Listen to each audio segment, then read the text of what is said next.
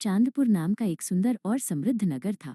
यहीं रहते थे सेठ शांति प्रसाद, जो अपनी ईमानदारी और दयालुता के कारण दूर दूर तक प्रसिद्ध थे। वो सभी को कर्ज देते थे, पर कभी भी किसी से सख्ती नहीं करते थे। सेठ की इसी ख्याति ने दो चालाक ठगों, छटंकू और मनकू को उनकी ओर खींचा। ठगों ने सोचा, ये सेठ तो सबसे दयालु है, इसे मूर्ख बनाकर 2000 रुपये ऐंठ लेते हैं।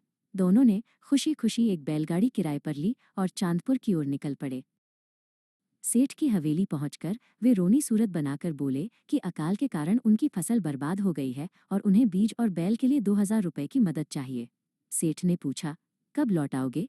ठगों ने चालाकी से कहा, इसी जन्म में, और अगर नहीं दे पाए तो अगले जन्म में।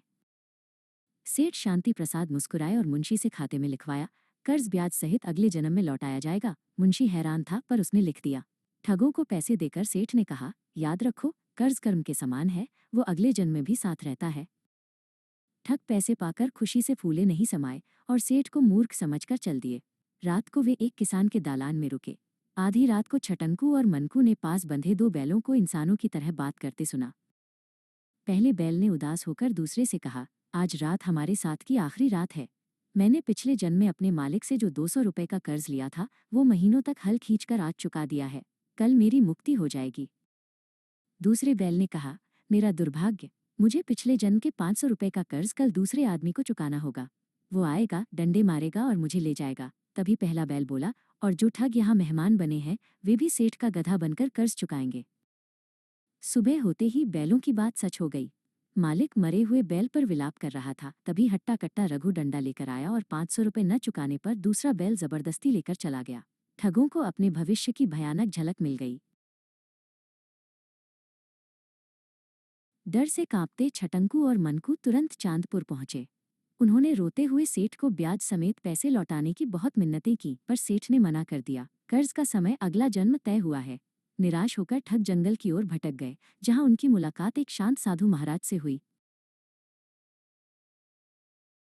साधु ने उन्हें प्रायश्चित का मार्ग बताया और कहा कि उपाय उन्हें आगे के गांव में मिलेगा। ठग गांव पहुंचे, जहां उन्होंने देखा कि पानी की भयंकर किल्लत थी। ये देखकर छटंकू को सेठ का कर्ज उतारने का उपाय सूझ गया। उन्होंने सेठ के 2000 रुपये और अपने सभी पैसे खर्च करके एक गहरा कुआं खुदवाया। जब गांव वाले पानी लेने आए तो छटंकू और मनकू डंडा लेकर खड़े हो गए। ये कुआं सेठ शांति प्रसाद का है। उनकी आज्ञा के बिना कोई पानी नहीं लेगा। सारे गांव ने सेठ के सामने गिड़गिड़ाया। सेठ गांव गया, जहां छटंकू ने तर्क दिया कि अगर वो कुआं अपनाता है तो उनका कर्ज चुकता होगा और गांव वालों को पानी का पुण्य मिलेगा। सेठ ने लंबी सांस ली और कहा, आज से यह कुआं मेरा है, तुम कर्ज से मुक्त।